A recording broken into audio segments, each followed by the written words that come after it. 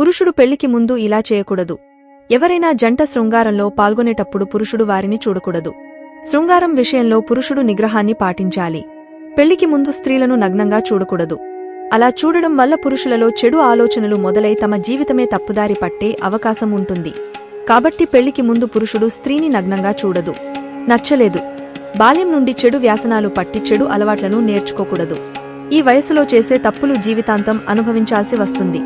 పెళ్లికి ముందు వ్యభిచారులతో శృంగారం చేయకూడదు. ఇలా వేశ్యలతో శృంగారం చేయడం వల్ల భార్యను సంతృప్తి పరచలేరు.